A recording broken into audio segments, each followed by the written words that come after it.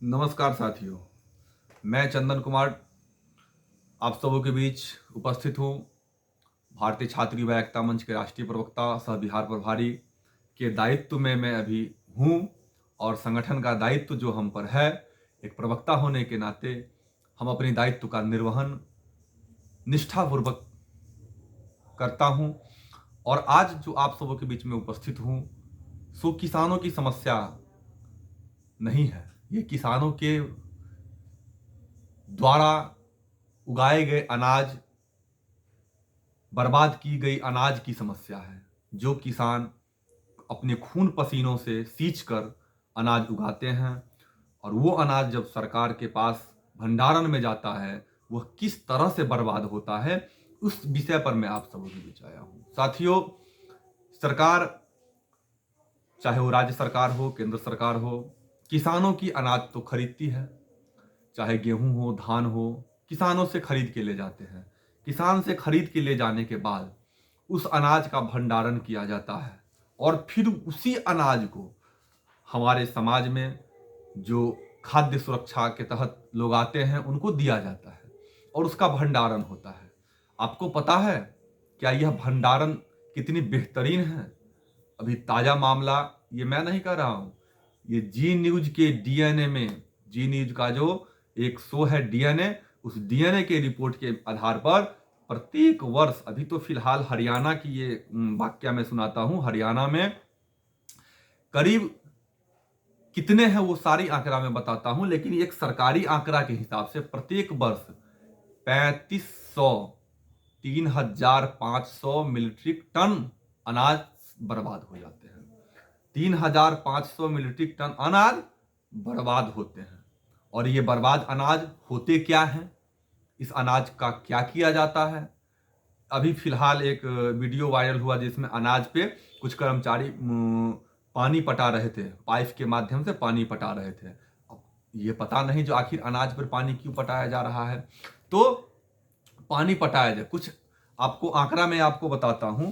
जो हरियाणा में पिछले 5 वर्ष में हरियाणा में 46,294 मीट्रिक टन अनाज बर्बाद हुए हैं। केवल हरियाणा राज्य में पिछले 5 वर्ष में 46,294 मीट्रिक टन अनाज बर्बाद हुए हैं। और ये अनाज हरियाणा के अलग अलग क्षेत्र में, जैसे कुरुक्षेत्र में 24,890 मीट्रिक टन हुए, कैथल में 11,539 मीट्रिक टन हुए, यमुनानगर में 2500 मीट्रिक टन हुए, या फतेहाबाद में 450 मीट्रिक टन थे, जींद में 315 मीट्रिक टन थे, रोहत में 12.7 मीट्रिक टन थे।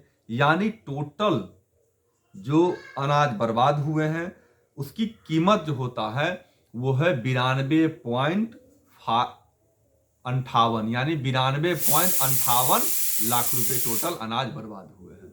92.58 लाख टोटल अनाज बर्बाद हुए हैं। और यह अनाज हरियाणा सरकार में, जहां बीजेपी की सरकार है, केंद्र में बीजेपी की सरकार है, और लगातार अनाज की बर्बादी होती आ रही है। इस अनाज को बर्बादी रोकने के लिए हम आपसे गुजारिश करते हैं, जिस बर्बादी अनाज पर, तो ये बर्बाद अनाज आखिर होता क्या है? और ये अनाज सड़ गए, इतने अनाज सड़ गए, आखिर सड़े हुए अनाज का होता क्या है? तो साथियों, आप एक चीज जान लीजिए, ये अनाज जो खरीदा गया है उसकी कीमत 92.58 लाख रुपया है। 92.58 लाख रुपया जो ये अनाज बर्बाद हुए हैं। और बताते हैं, ये केवल हरियाणा की नहीं, बिहार की है, उत्तर प्रदेश की है, महाराष्ट्र की है, राजस्थान की, हर जगह जितने भी राज्य सरकार के अंतर्गत जितने भी आते हैं, केंद्र सरकार के अंतर्गत जितने भी एफसीआई गोदाम होते हैं, सारे जगह का अनाज बर्बाद होता है। अब ये अनाज बर्बाद होता क्यों है, इसके पीछे क्या साजिश है? तो इसके पीछे साजिश से पहले मैं आपको एक शब्द बताता हूँ, एक वाक्य बताता हूँ। अभी जो हरियाणा में फिलहाल अनाज बर्बाद हुए हैं, उस अनाज को 3 रुपये 4 रुपये प्रति किलो, 3 या 4 रुपये प्रति किलो बेच दिया गया है। ये सड़े हुए अनाज जो जानवर भी नहीं खा सकते हैं, ऐसे अनाज को 3 से 4 रुपये किलो बेच दिया गया है। अब ये अनाज लिया कौन है? तो ये अनाज लेने वाले लोग थे जो बियर की कंपनी चला रहे हैं, दारू की कंपनी चला रहे हैं, ऐसे माद्य पदार्थ बनाने वाले कंपनी इस अनाज को खरीदते हैं। जो अनाज 20 रुपये प्रति किलो के दर से खरीदा गया है और वही अनाज सरकार 2 से 3-4 रुपये प्रति किलो के दर से बेचता है और वो कंपनी खरीदता है ताकि वो उसका मादक पदार्थ बना सके, शराब बना सके, बियर बना सके। अब इसमें बहुत बड़ी धांधली है। आखिर उस कंपनी को 2 रुपये 3 रुपये अनाज खरीदने क्यों पड़ते हैं? अगर वो 2 रुपये 3 रुपये या सड़े हुए अनाज नहीं खरीदेंगे तो उनको 20 रुपये किलो खरीदना पड़ेगा और फिर उसको सड़ा करके वो चीज बनाना पड़ेगा। तो वो अनाज, सड़े हुए अनाज स्वयं सरकार उसको दे रही है, उसको क्या दिक्कत है?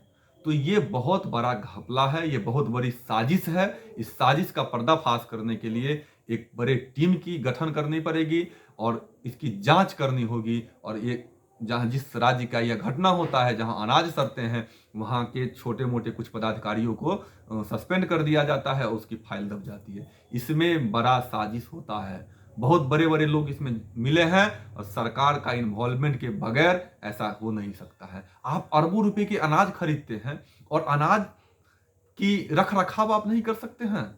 और हरियाणा में भी देखा गया है, जी न्यूज ने दिखाया है, जो अनाज सड़ गया था, जब वो अनाज एक प्राइवेट कंपनी खरीदता है तो उसके एक दिन बाद वो सड़े हुए अनाज को इतने व्यवस्थित तरीके से रखा जाता है जितने व्यवस्थित तरीके से हमारा सही अनाज नहीं रखा जाता है। आखिर क्या कारण है? ये बहुत बड़ा साजिश है।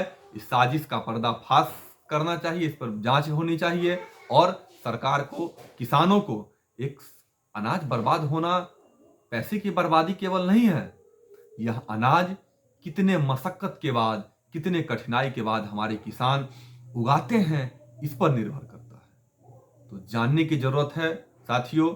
और आज बाबा साहब भीमराव अम्बेडकर जी की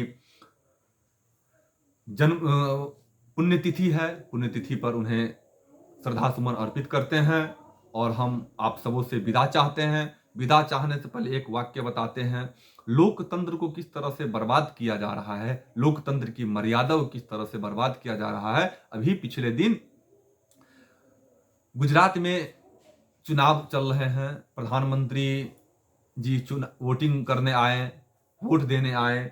आचार संहिता लागू होता है चुनाव से 48 घंटे पहले, 24 घंटे पहले आप कोई प्रचार प्रसार नहीं करते। हम भी चुनाव में गए हैं, चुनाव हमारे भी लोग लड़े हैं। यहां तक कि आपके गाड़ी में किसी तरह का पंपलेट, बैनर, पोस्टर, झंडा भी नहीं होना चाहिए। लेकिन जब प्रधानमंत्री जी वोट डालने जाते हैं तो बीजेपी का झंडा लहराया जाता है, दिखाया जाता है। और क्या कारण है जो प्रधानमंत्री जी इतने दूर रोड शो करके आते हैं और वोट डालते हैं? क्या यह चुनाव आचार संहिता का उल्लंघन नहीं है? क्या झंडा, बीजेपी का झंडा फहराना चुनाव आचार संहिता का उल्लंघन नहीं है? अगर यह नहीं है तो आप समझ लीजिए जो आपका लोकतंत्र खतरे में है। किस तरीके से चुनाव आयोग को दबाया जा रहा है, चुनाव आयोग का कुछ नहीं चल रहा है, इसी का बात का यह प्रमाण है। बहुत सारे मीडिया इस बात को उठाया है, बड़े बड़े मीडिया तो इस बात को भी नहीं उठाया है। एक ऐसी व्यवस्था, दिखावा किया जा रहा है। पिछले दिन जब प्रधानमंत्री जी गुजरात में रोड शो कर रहे थे तो अचानक उनके काफिले के जस्ट पीछे एक एम्बुलेंस आ जाता है। आपको पता है यह कितनी बड़ी चूक है? अगर यह एम्बुलेंस अचानक आपके पीछे आ गया, मतलब प्रधानमंत्री की सुरक्षा में यह चूक है। प्रधानमंत्री जी के काफिले से दूर दूर तक लोग नहीं भटकते हैं। और फिर दिखाया गया है उसी शहर में किस तरह से जाम लगा था, किस तरह से और एम्बुलेंस रुके थे। यह केवल दिखावा था जो उस एम्बुलेंस को लाया गया और उसे साइड दिया गया, उसे आगे भेजा गया। ये सारा प्रोपगेंडा है। इस प्रोपगेंडा को आप जानिए। मैं विरोध नहीं करता हूं, मैं केवल यह कहता हूं कि प्रोपगेंडा फैला करके आप चुनाव ना लड़े। यह कौन सी लोकतंत्र है? लोकतंत्र की मर्यादा, आचार संहिता की मर्यादा को अगर एक आम जनता पर लागू होता है तो एक प्रधानमंत्री पर भी लागू होता है। यह भारत का संविधान हमें अधिकार देता है। अगर आचार संहिता एक नागरिक पर लागू है तो एक प्रधानमंत्री पर भी लागू है, एक मुख्यमंत्री पर भी लागू है। इस बात को चुनाव आयोग को भी समझना चाहिए। इसी बात के साथ मैं आप सबों के समक्ष विदा चाहता हूं। नमस्कार, धन्यवाद।